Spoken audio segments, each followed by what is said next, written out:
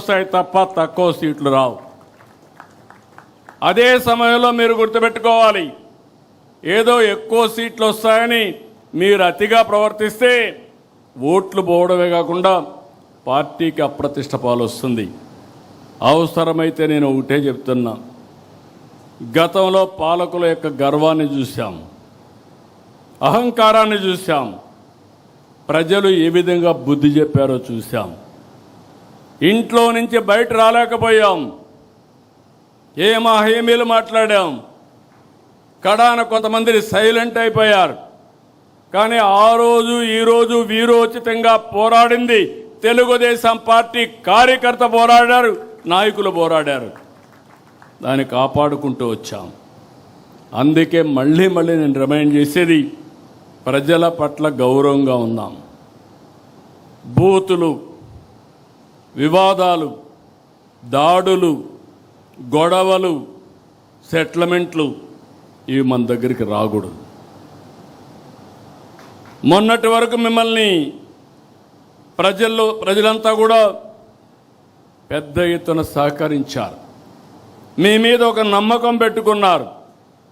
ఈరోజు ప్రజలు మిమ్మల్ని కూడా వాచ్ చేస్తున్నారు, ఒక కన్నేసి పెట్టారు.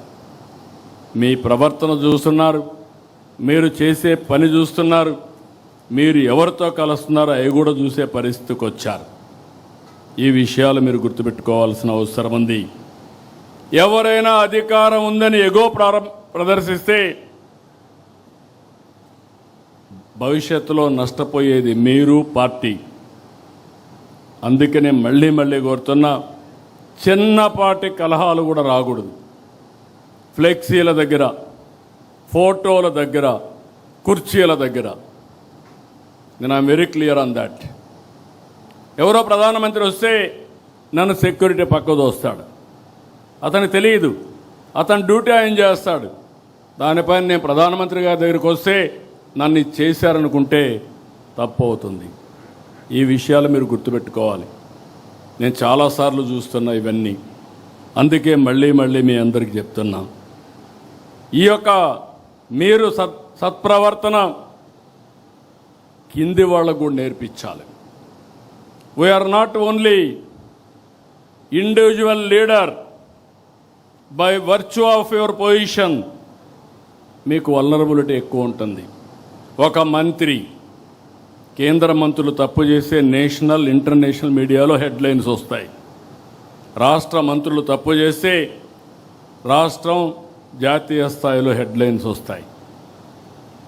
ఏదైనా ఒక ఎమ్మెల్యే కానీ ఒక ఎంపీ తప్పు చేస్తే అదే స్థాయిలో ప్రొజెక్షన్ వస్తుంది. ఈ విషయాలు మనం గుర్తుపెట్టుకోవాల్సిన అవసరం ఉంది. అందుకనే నేను కూడా అనునిత్యం పనిచేయడమే కాకుండా పార్టీ క్రమశిక్షణ కాపాడడానికి కూడా అన్ని విధాల ముందుకు పోతామని చెప్పి కూడా నేను మీకు తెలియజేస్తున్నా. త్వరలో స్థానిక సంస్థల ఎన్నికలు వస్తాయి. చేసిన అభివృద్ధి చెప్దాం, తెచ్చిన మార్పు చెప్దాం, పడిన కష్టాన్ని వివరిద్దాం, దేనికోసం కష్టపడ్డామో ఇవన్నీ చెప్పిగానే మనం ముందుకు పోగలిగితే నాకు అనుమానం లేదు, రాబోయేది వన్ సైడ్ ఎలక్షన్స్ ఉంటాయి. 2024 అసెంబ్లీ కంటే మెరుగైన ఫలితాలు చూడబోతున్నామని మీ అందరికీ తెలియజేస్తున్నా. మళ్ళా అభ్యర్థుల ఎంపికలో మీరు తప్పు చేస్తామంటే మాత్రం కుదరదు. ఏది కూడా ప్రతి ఒక్కటి కూడా నిష్ఠతో చేయాలి, మనసు పెట్టి చేయాలి, భవిష్యత్తు కోసం పనిచేయాల్సిన అవసరం ఉంది. కొంతమంది అనుకుంటున్నాం ఏదో మేము అయిపోయాం, ఎమ్మెల్యే అయిపోయాం, మంత్రులు అయిపోయామని. 2 ఏళ్ళు అయిపోయింది, 3 ఏళ్ళలో మళ్ళా ఎలక్షన్స్ వస్తాయి. మీకు అందరికీ గుర్తుపెట్టుకోవాలి, వన్ టైం ఉండాలంటే ఒక ఆలోచన, శాశ్వతంగా ఉండాలంటే ఇంకొక ఆలోచన. శాశ్వతంగా ఉండాలంటే శ్రమపడ్డాలి. ఏమైనా పర్వాలేదు, పార్టీ ఏమైనా పర్లేదు, పార్టీ మీద ఉంటే నేను గెలుస్తానంటే మాత్రం కుదరదు. ఈ విషయం మనందరికీ గుర్తుండాల్సిన అవసరం ఉంది. దయచేసి ఇక్కడ పిలిచింది కూడా ఈరోజు నేను ఎంపీలని పిలిచాను, ఎమ్మెల్యేలని పిలిచాను, నేషనల్ పార్టీ ఎగ్జిక్యూటివ్స్ కానీ కార్యవర్గాన్ని అందరిని పిలిచాం, రాష్ట్ర పార్టీ కార్యవర్గాన్ని పిలిచాం. అందరం కూడా ఈ రోజు నుంచి మనస్పర్ధలు లేకుండా అందరం కూడా ఒక పద్ధతి ప్రకారం పనిచేసే పరిస్థితి రావాలి. అన్నింటికంటే ప్రజాహితమే ధ్యేయంగా మనం పనిచేస్తే ఈ సమస్యలు ఉండవు. ఎంపీలు ఎమ్మెల్యేలు కలిసి పనిచేయాలి. ఎమ్మెల్యే ఆ కాన్స్టిట్యున్సీలో ఉండే కమిటీలతో కలిసి పనిచేయాలి. ఎంపీ పోయినప్పుడు నేను చూస్తున్నప్పుడప్పుడు ఎమ్మెల్యేలు నేను చెప్పినప్పుడే నువ్వు రావాలనడం, అదే మరి ఎమ్మెల్యేలంతా కూడా కార్యకర్త నా మాటలు వినకుండా నా పర్మిషన్ లేకుండా చేయకూడదని చెప్పడం, ఆదేశాలు ఇవ్వడం. అంటే ఈయన పర్మిషన్ లేకపోతే మండల పార్టీ ప్రెసిడెంట్ పనిచేయకూడదు, క్లస్టర్ పనిచేయకూడదు, యూనిట్ పనిచేయకూడదు. ఒకవేళ ఎంపీ వచ్చినా అక్కడ ఎవరు ఈయన రిసీవ్ చేసుకోకూడదు ఆయన చెప్పే వరకు. ఇది మంచి పద్ధతి కాదు. ఒకప్పుడు తెలుగుదేశం పార్టీ ఒక ఉన్నతమైన సాంప్రదాయాలతో, ఒక మండల పార్టీ ఎన్నిక ఎమ్మెల్యేకి సంబంధం లేదు, ఆ మీటింగ్లో ఆయన ఉండడు. అందరినీ కూర్చొని పెట్టి సెలెక్ట్ చేసి ఎవరైతే మండల పార్టీ ప్రెసిడెంట్ ఉన్నాడో ఆ పార్టీ అధ్యక్షుడితో ఆయన పనిచేయించుకోవాలంతే. అలాంటి సాంప్రదాయాలు ఉండే పార్టీ అందుకే ఈరోజు నిలబడింది. లేకపోతే ఇంకోటి కూడా చెప్తున్నా, మీరందరూ గుర్తుపెట్టుకోవాలి, తెలుగుదేశం పార్టీ కార్యకర్తలు మాతో ఉంటారనుకుంటారు. మీరు అధికారంలో ఉన్నంత వరకు ఉంటారు, టికెట్ ఇస్తే మీతో ఉంటారు, టికెట్ ఇవ్వని మరుక్షణం తెలుగుదేశం పార్టీతో ఉంటారు, ఆ జెండాకే పనిచేస్తారు. నేను చాలా ఎన్నికల్లో చూశా, నాట్ 1 or 2 ఎలక్షన్స్, 9 ఎన్నికల్లో చూశా, 45 ఏళ్లుగా చూస్తున్నా. అది తెలుగుదేశం పార్టీ కార్యకర్త యొక్క విశిష్టత అని చెప్పి కూడా నేను మీకు తెలియజేస్తున్నా.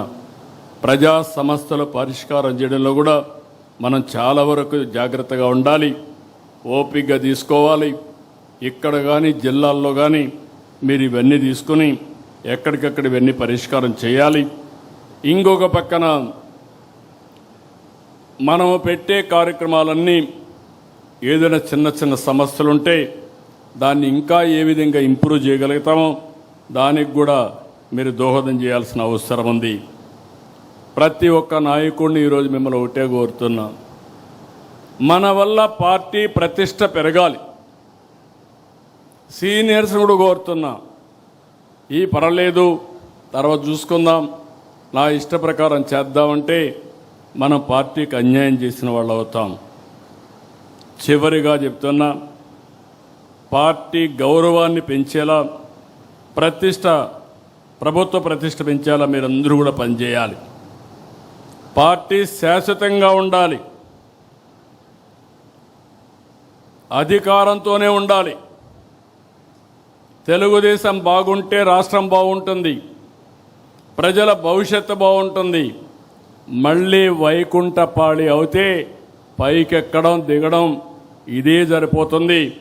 నేను చూశాను, ఇదే కానీ 2014 నుంచి 19 వరకు కానీ కంటిన్యూ అయినట్టు 19, 24 కానీ ఉండుంటే ఆ రోజే పోలవరం పూర్తయ్యేది, అమరావతికి ఒక షేప్ వచ్చేది, రాష్ట్రం నెక్స్ట్ లెవెల్కి వెళ్ళేది.